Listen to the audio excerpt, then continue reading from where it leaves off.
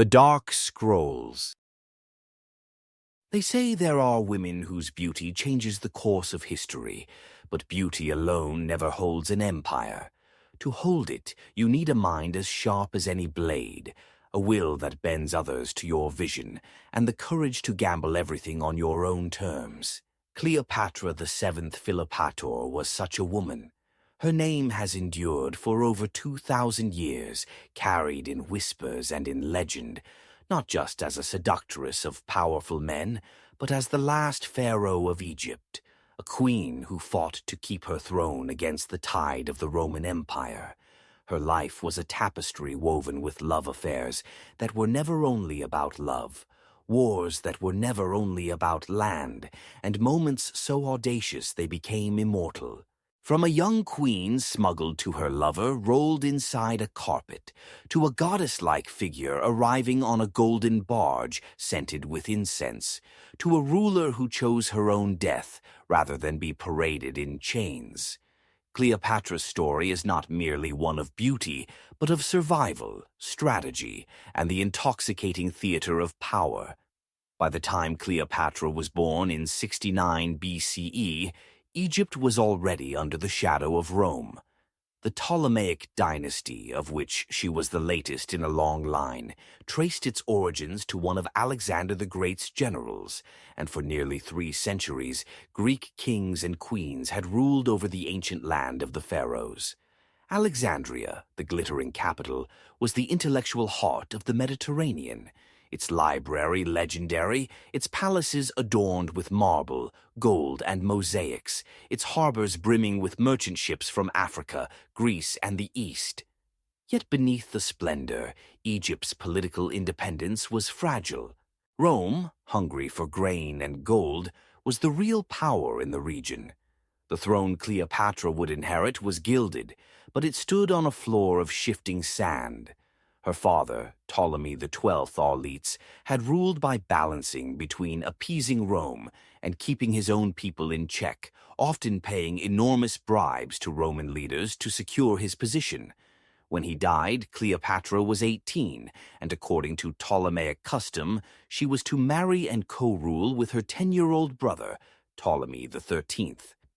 On paper, they were equals. In reality, it was an uneasy partnership destined to fracture. The court was thick with intrigue. Ministers and generals saw the boy king as a pliable tool, and Cleopatra as a threat. She was too intelligent, too assertive, too willing to take control of affairs herself. Within a few years, the factions against her gained the upper hand. She was forced into exile, stripped of her position, while her brother's advisors tightened their grip on power. Many rulers would have accepted exile as the end, but Cleopatra saw it as the pause before the counterstroke. She understood that in the Mediterranean world of the 1st century BCE, the road to power often ran through Rome, and fate soon brought Rome's most powerful man to her doorstep. In 48 BCE, Julius Caesar arrived in Alexandria, ostensibly to mediate a dispute between the siblings. Cleopatra knew she had to reach him before her enemies could poison his mind against her. But the palace was in her brother's control. She couldn't simply walk through the gates. So she staged one of history's most memorable entrances. According to Plutarch, she had herself smuggled into Caesar's chambers rolled up inside a carpet, or perhaps a linen sack, and presented as a gift. When the bundle was unfurled, the young queen emerged, her hair dark and glossy under the lamplight, her eyes lined with kohl in the style of the pharaohs, her presence radiating both vulnerability and command. It was a performance, and Caesar, a man who understood both politics and theater, recognized its brilliance. Their alliance was swift. Caesar needed Egypt's wealth and grain to secure his own position in Rome. Cleopatra needed his military might to reclaim her throne. The two became lovers, though in Cleopatra's world, love and strategy were never separate. With Roman troops backing her, she defeated her brother's forces. Ptolemy XIII drowned in the Nile during the conflict, and Cleopatra took the throne alongside her younger brother Ptolemy XIV. though she was now the undisputed ruler in practice. Her reign was one of deliberate image-making. Cleopatra understood the power of symbols, of pageantry. She aligned herself with the goddess Isis, appearing in public ceremonies dressed in flowing robes, crowned with the solar disk and cow horns of the goddess, her arms adorned with gold serpents and lapis lazuli.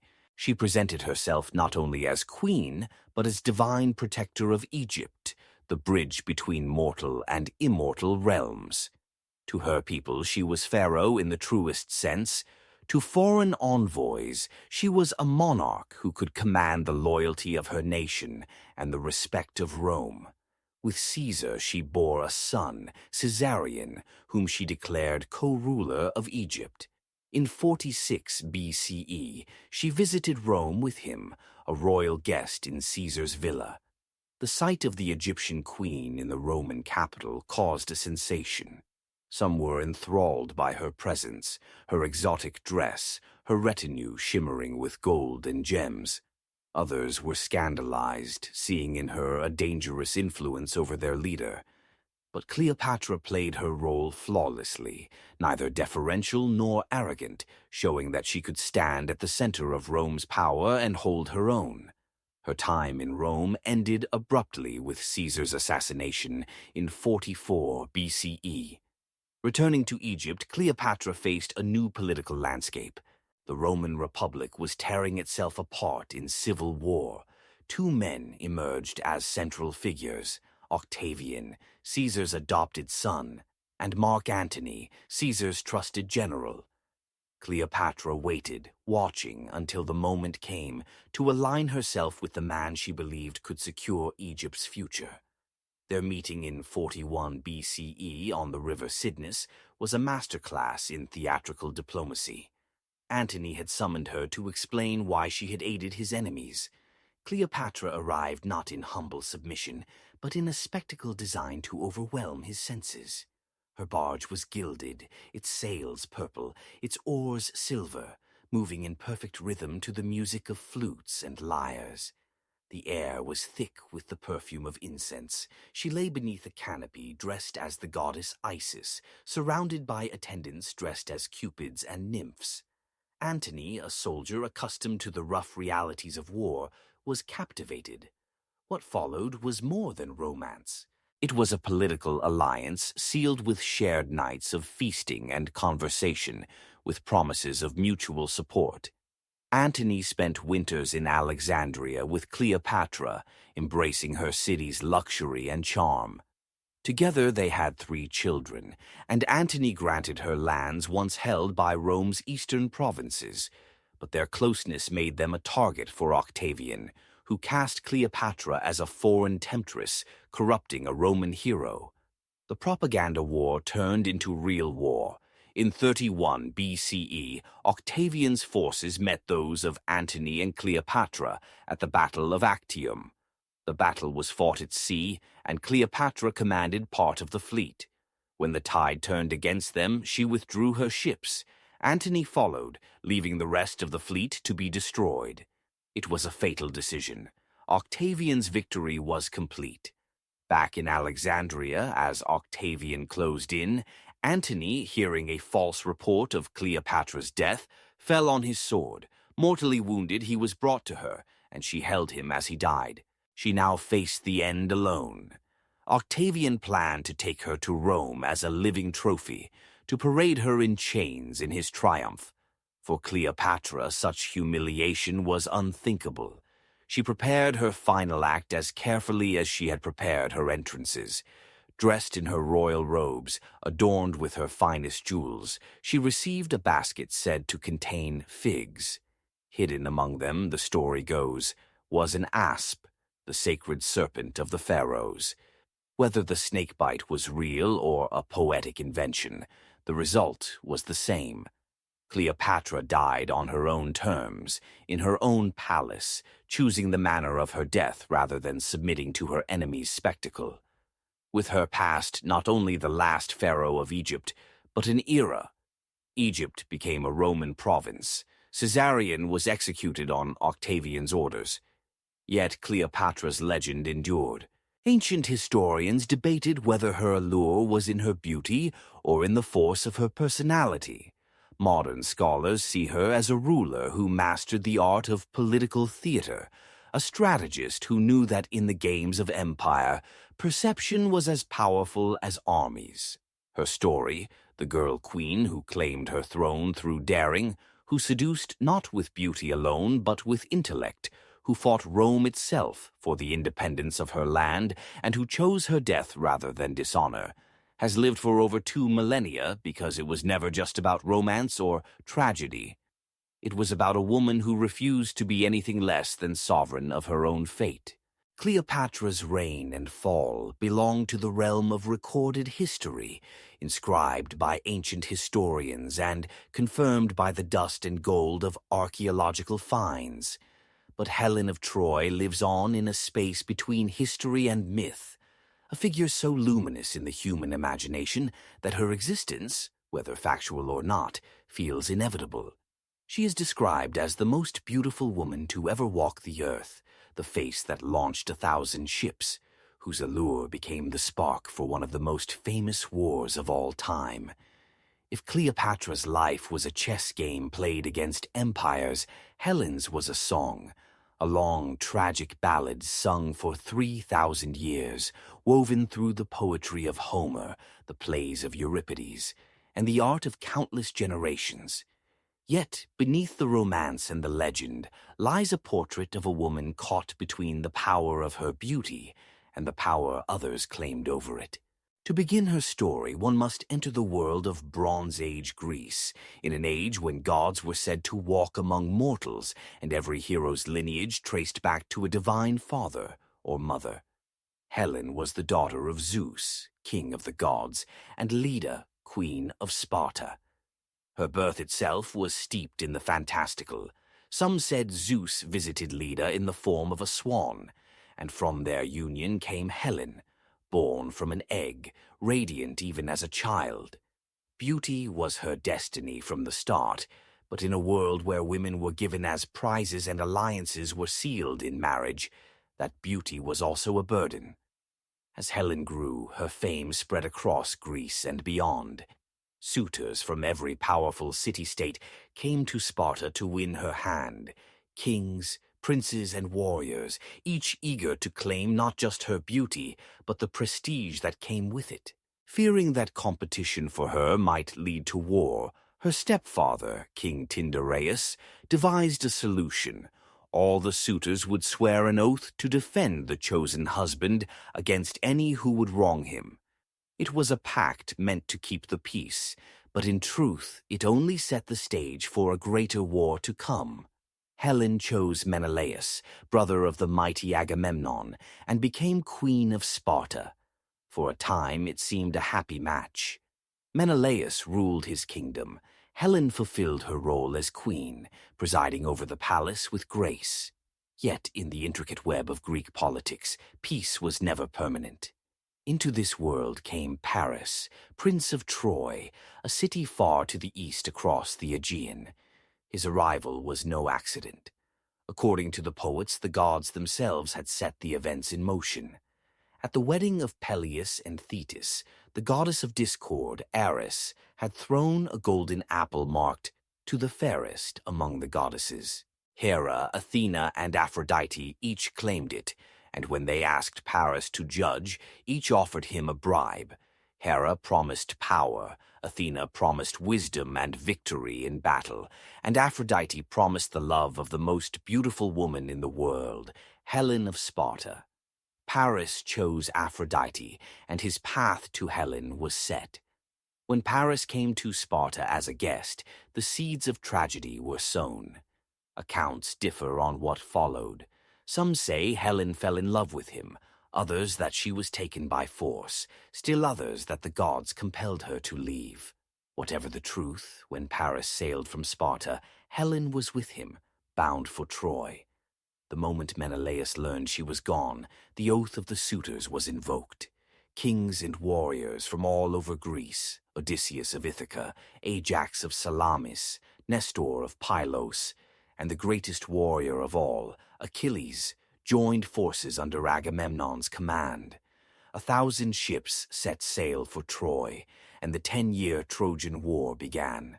The war became the stage for countless acts of heroism, cruelty, and tragedy. But at its heart, Helen remained both cause and prize.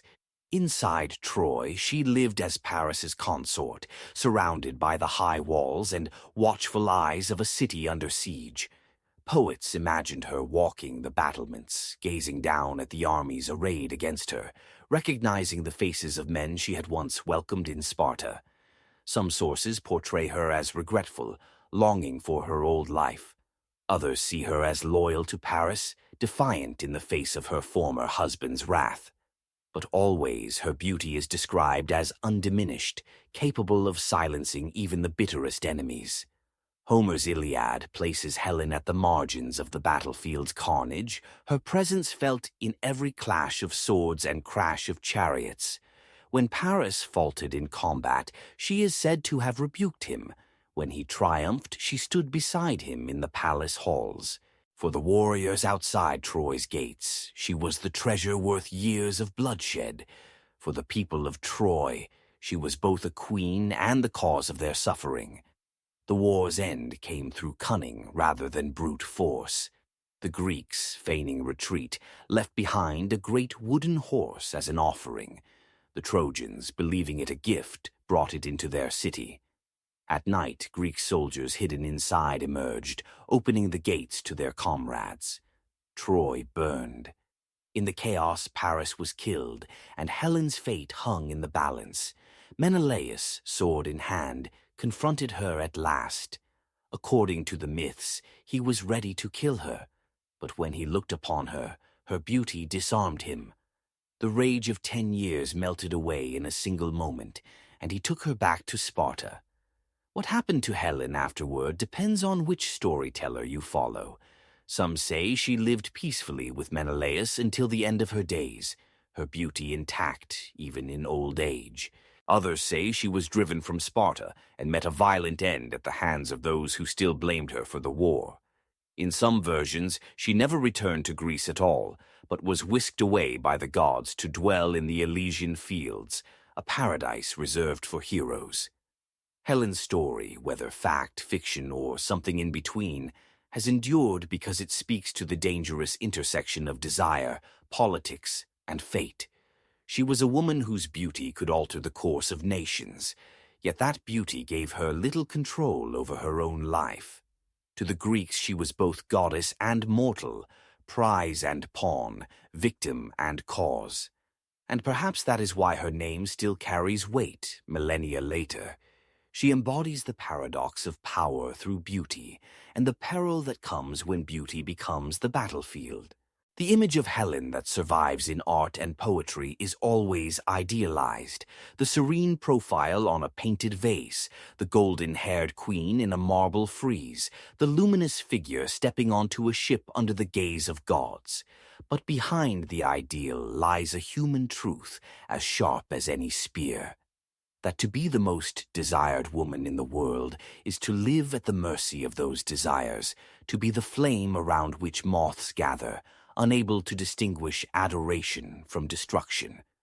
From Cleopatra's marble halls to Helen's high walls of Troy, the thread between them is unmistakable. Both were women whose names shaped the ambitions of men and the fate of kingdoms. Both stood at the heart of conflicts that became legend. Yet while Cleopatra's battles were fought in the courts and war rooms of a real empire, Helen's war unfolded in the space where history and myth intertwine, her beauty echoing across time not through records and ruins, but through the enduring voice of story. From the sunlit marble courtyards of Alexandria to the windswept walls of Troy, beauty has proven itself both a crown and a chain. In some cases it was a spark for conquest, in others a shield and a weapon in the intricate games of power. But across the centuries and across the continents, the fate of those who possess such beauty often shared a haunting similarity. Their lives became the stage upon which history's grand dramas played out. This thread carries us now to the east, to the Tang dynasty of China in the 8th century, a realm of unparalleled cultural brilliance, where poetry, music, and art flourished under imperial patronage. Yet even in such a refined age, beauty could still topple kingdoms. Her name was Yang Yuhuan, though history would remember her as Yang Guifei, precious consort Yang. Born in 719 CE, she came of age in a time when the Tang Empire was the wealthiest and most cosmopolitan in the world. The capital, Chang'an, was a city unlike any other. Wide boulevards lined with flowering trees, markets bursting with goods from Persia, India, and beyond, palaces adorned with lacquered wood and jade, and streets alive with music and the scent of exotic spices. The empire stretched from the Korean peninsula in the east to the deserts of Central Asia in the west. It was a time of peace and prosperity, at least on the surface. Beneath, the court was as much a nest of intrigue as any in history. Yang Yuhuan's beauty was legendary even before she reached the palace. She was said to have skin like fresh snow, eyes like autumn pools, and a figure that poets likened to the soft curves of willow branches swaying in the wind. Yet her allure went beyond appearance. She had a musical voice, a talent for dance, and a graceful intelligence that made her presence unforgettable. She first entered the imperial circle not as a consort to the emperor, Xuanzong, but as the wife of his son, the Prince of Shou. What followed would become one of the most famous love stories and political tragedies in Chinese history. Emperor Xuanzong, already in his 50s, encountered Yang Yuhuan and was captivated. The protocol of the court made their union scandalous, but Xuanzong was determined. To make it possible, Yang became a Taoist nun for a brief period, renouncing her marriage to the prince. Soon after, she was summoned back to the palace, not as a nun, but as the emperor's consort. She was granted the title of Guifei, one of the highest ranks in the imperial harem, and from that point on, she became the center of Xuanzong's world. The emperor's devotion to her was absolute. He lavished her with jewels, silks, and palaces, granted titles and wealth to her family, and spent more time in her company than in the affairs of state. Yang Guifei loved lychees, a delicacy in the capital. To please her, Xuanzong ordered relay riders to bring fresh lychees from the south provinces, hundreds of miles away, so that she might taste them at their peak. Court musicians composed songs for her, dancers created performances in her honor, and poets compared her beauty to the blooming peony, the queen of flowers. But such favor came at a cost. The Guo and Yang clans, her relatives by blood and marriage, gained influence at court, drawing resentment from ministers and military leaders. Meanwhile, the frontiers of the Tang Empire were becoming unstable. In 755 CE, the An Lushan rebellion erupted, led by a powerful general who had once been favored by the court. The uprising spread quickly, and the imperial armies, weakened by years of neglect and corruption, struggled to respond. Xuanzong and Yang Guifei were forced to flee Chang'an, traveling westward with the court in a desperate attempt to escape the rebel advance. But as the imperial procession moved through the mountains of Shanxi, the soldiers' anger boiled over. They blamed Yang's family, particularly her cousin, Yang Guozhong, the chancellor, for the mismanagement that had allowed the rebellion to grow. In their eyes, the emperor's obsession with Yang Guifei had distracted him from governance, leading to the empire's current peril. At Mawei Station, the soldiers mutinied. They demanded Yang Guozhong's execution, which Xuanzong reluctantly ordered. But their fury did not end there. The army declared that Yang Guifei herself must die, believing her influence had poisoned the court. Xuanzong, torn between love and the survival of his empire, resisted at first. Yet faced with the reality that his soldiers would not march another step while she lived, he gave the order that would haunt him forever. Yang Guifei was taken to a nearby Buddhist shrine. She is said to have walked calmly, her silk robes trailing in the dust, her hair still adorned with pearls and gold. There, in the quiet shadow of the temple, she was strangled with a length of white silk. She was 38 years old. When the news reached Xuanzong, he is said to have wept uncontrollably, unable to face the truth of what had happened. In the years that followed, the Tang dynasty never fully recovered from the An Lushan rebellion. Chang'an would be rebuilt, the empire's borders restored in part, but the golden age of Tang culture had passed. In poetry and song, Yang Guifei became a symbol of tragic beauty, the beloved whose charm was so great it could unseat an emperor, but whose life was sacrificed to appease the wrath of an army. Bai Juyi's famous poem, The Song of Everlasting Sorrow, immortalized her story, painting her as a victim of fate and politics, her beauty and love enduring beyond death. The story of Yang Guifei resonates across time for the same reason Helen of Troy's does. It is a reminder of how beauty can become entangled with power, and how both can be undone by the shifting currents of loyalty and ambition. Where Helen's beauty drew nations into a decade of war, Yang's beauty held the heart of an emperor, but also became the rallying cry for those who sought to destroy her. In both cases, the women themselves became symbols, their personal desires and complexities flattened by the demands of history and myth. And yet, within the lavish gardens of the Tang Palace, one can still imagine Yang Guifei in moments unmarked by tragedy, dancing in the glow of lanterns, tasting the first sweet lychee of summer, laughing softly at some private joke with the emperor. These fragments of imagined peace stand in sharp contrast to her violent end, but perhaps that is why her story continues to be told. It is not only about how she died, but about how she lived, and how, for a brief span of years, she seemed to embody all the beauty and glory of the Tang dynasty itself. From the marble palaces of Egypt, to the bronze walls of Troy, to the lacquered halls of Chang'an, the stories of Cleopatra, Helen, and Yang Guifei reveal a truth that crosses cultures and centuries. Beauty may dazzle, inspire, and enthrall, but it can also summon envy, fear, and ruin.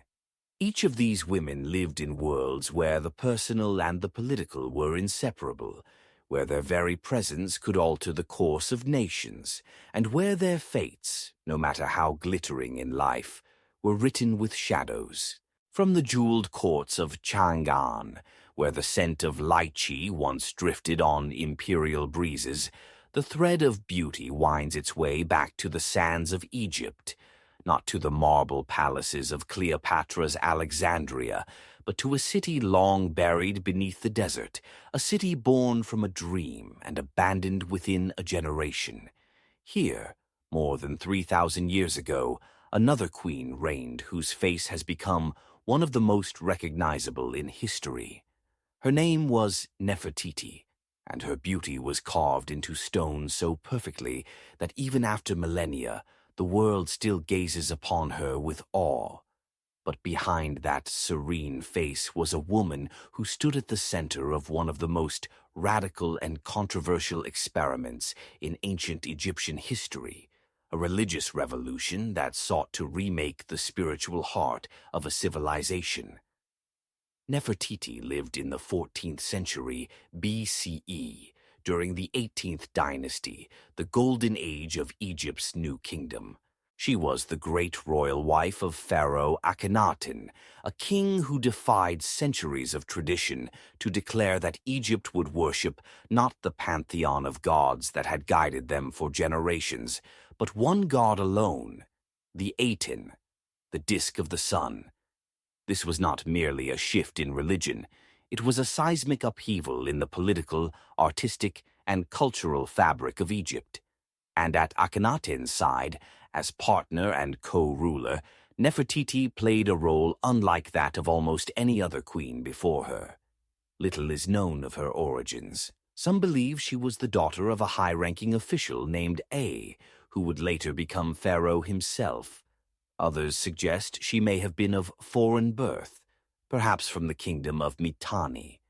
Whatever her beginnings, by the time she appears in the historical record, she is already queen, and not a queen in the shadows, but one who stands in the sunlight beside her king. Reliefs and carvings from the period show Nefertiti in roles traditionally reserved for pharaohs, making offerings to the Aten, riding a chariot, even striking down enemies. Her beauty was celebrated in her own time, but the ideals of that beauty were reshaped by the new art style Akhenaten's reign introduced. In place of the rigid, idealized forms of earlier dynasties, the art of Amarna, the city they built as their new capital, embraced fluid lines and naturalistic depictions. In these works, Nefertiti appears with an elongated neck, high cheekbones, and an unmistakable crown, the tall, flat-topped blue headdress that has become synonymous with her name.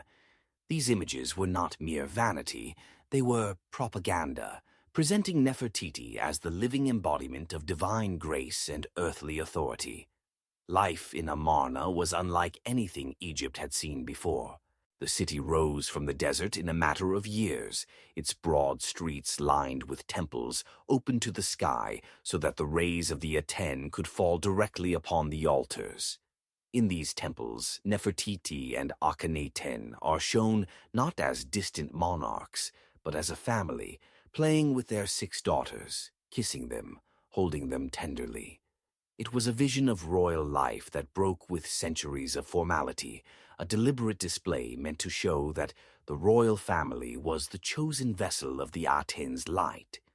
But revolutions, especially those that touch the heart of religion, rarely proceed without resistance. The priests of Amun, whose temples had dominated Egypt for centuries, saw their power stripped away as their god was sidelined.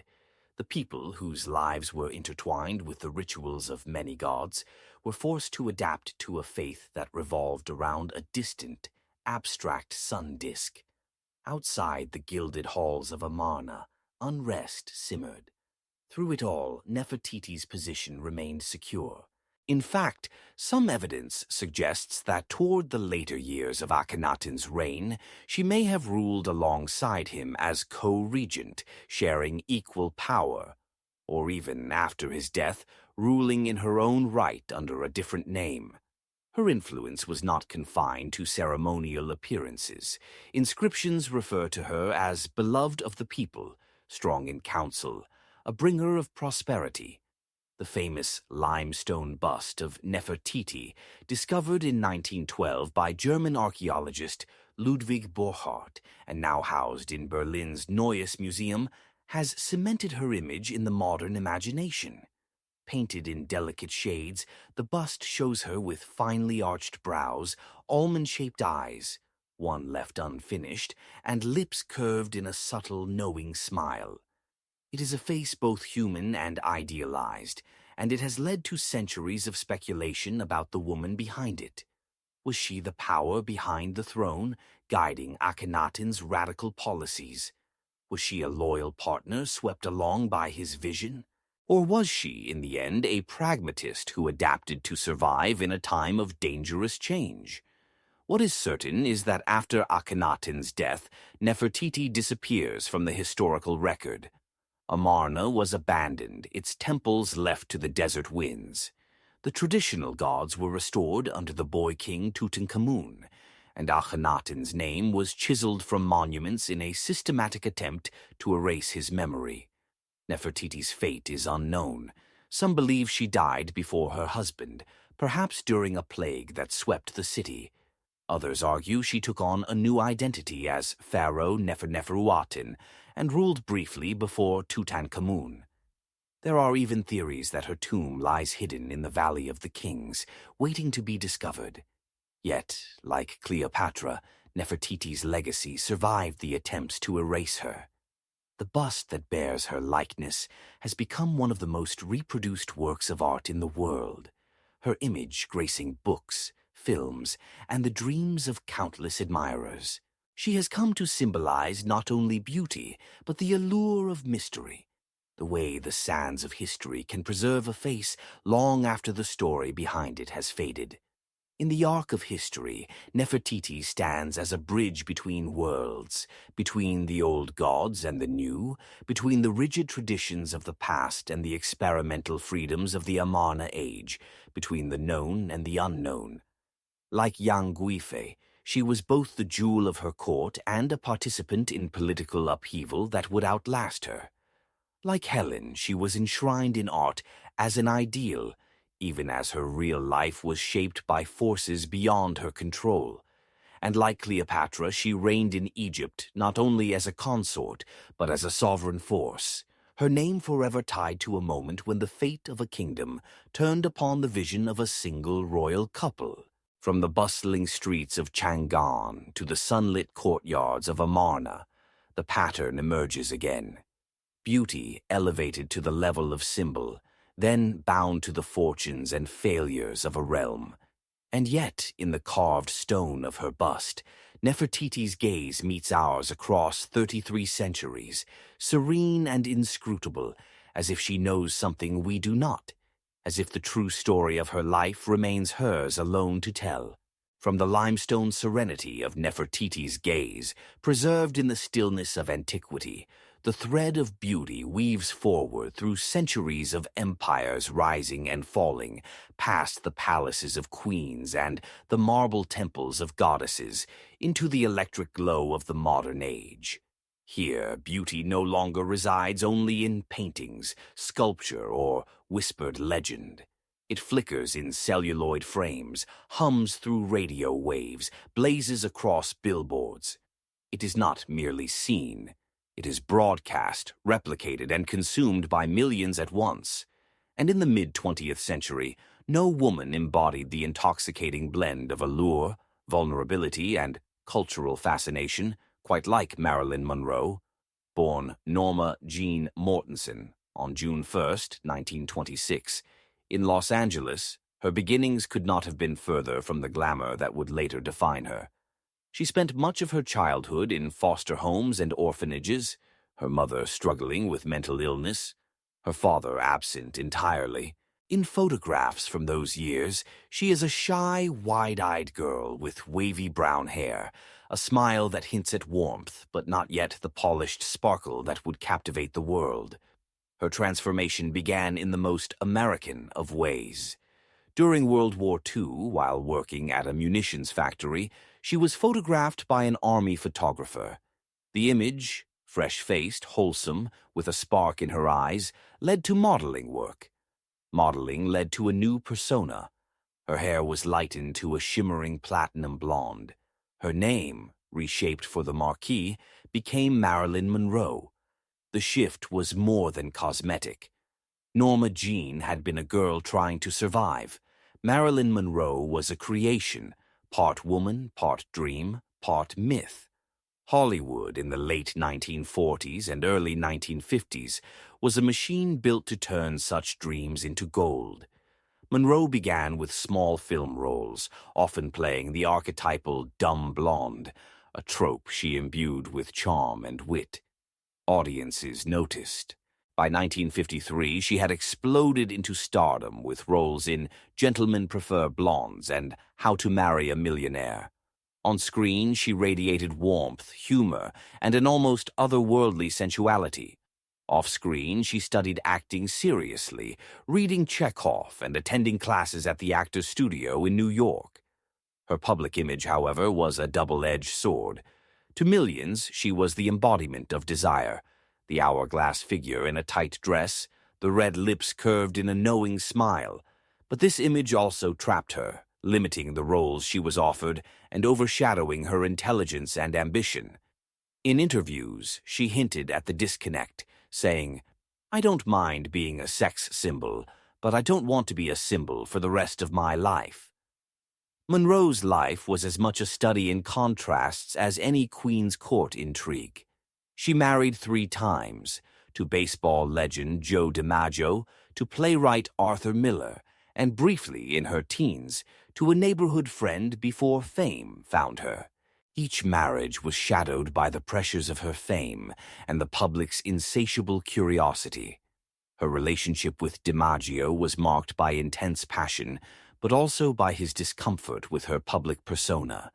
With Miller, she sought intellectual companionship, but the gap between her public image and her private self widened into an unbridgeable gulf.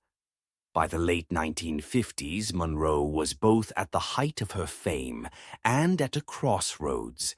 She fought for better roles, winning acclaim for her performance in Bus Stop, 1956, and later in Some Like It Hot, 1959, a film now considered one of the greatest comedies of all time. Director Billy Wilder later remarked that while working with her could be challenging, she was famously late to set, plagued by anxiety, her natural screen presence was unmatched. She had a kind of glow, he said. It was something the camera picked up and made eternal. But behind the glow was a woman struggling with the relentless demands of stardom, bouts of depression, and dependency on prescription drugs to manage anxiety and insomnia. The very machine that had made her an icon also consumed her energy, her privacy, and her sense of self. The Hollywood system, like the imperial courts of the past, could elevate and destroy with equal efficiency. The final years of Monroe's life were marked by professional turbulence and personal vulnerability. She was dismissed from the set of Something's Got to Give in 1962 for repeated absences, though much of the conflict stemmed from her deteriorating health and clashes with the studio. Yet even in those final months, she maintained her ability to capture public attention. Her breathy, intimate rendition of Happy Birthday for President John F. Kennedy at Madison Square Garden that May became instantly iconic and fueled rumors and myths that still swirl to this day. On August 5, 1962, Marilyn Monroe was found dead in her Los Angeles home at the age of 36. The official cause was listed as a probable suicide from a barbiturate overdose, but the circumstances have been the subject of endless speculation. Was it accidental, intentional, or something more sinister? The truth may be forever out of reach. What remains is the image. The woman in the white halter dress, standing over a subway grate, skirt billowing. The playful smile in Gentlemen Prefer Blondes. The half-lidded gaze from a studio portrait. In the decades since her death, Monroe has been resurrected again and again in popular culture. In Andy Warhol's pop art, in countless biographies, in films that reinterpret her life. She has become more than a person. She is a symbol, like Cleopatra, Helen, Yang Guifei, and Nefertiti before her. For some, she represents the ultimate fantasy of Hollywood glamour. For others, she is a cautionary tale about the cost of fame. In truth, she is both. Her beauty, like that of the queens and consorts of the past, was never just a matter of physical features. It was the way she moved, the way she looked at the camera, as if letting you in on a secret. The mixture of vulnerability and confidence that made people feel they knew her, even as she remained an enigma. Like Nefertiti's bust, her image is frozen in time, eternally young, eternally desirable, while the complexities of her real life remain partly hidden, partly lost. And so the thread of beauty comes full circle. From Cleopatra's calculated political theater on the Nile, to Helen's mythic face that sent fleets across the Aegean, to Yang Guifei's tragic dance through the gardens of Tang, to Nefertiti's serene reign in the sunlit city of Amarna, to Marilyn Monroe's shimmering star in the galaxy of 20th century fame, the pattern repeats. Beauty draws people in, shapes empires, alters destinies. But it also makes those who possess it vulnerable to forces beyond their control. What links them across time is not only how they were seen, but how they navigated the worlds that saw them. Cleopatra wielded her allure as a political weapon. Helen became a living prize in a war written into epic poetry. Yang Guifei inspired devotion that could not shield her from an army's wrath. Nefertiti reshaped the image of Egyptian queenship in the light of a single god. Marilyn Monroe turned the artifice of the silver screen into something that felt disarmingly real. Each woman was a symbol, but each was also a person with desires, fears, and ambitions that the world, in its hunger for the symbol, often forgot. Their stories endure because they are not just about beauty, but about the human desire to possess it, to worship it, and to control it. And in that tension between the self and the image, between the private life and the public gaze, lies a truth that transcends centuries. Beauty can open doors to palaces and empires, but it can also be the gilded cage from which there is no escape. Thanks for watching. Subscribe for more.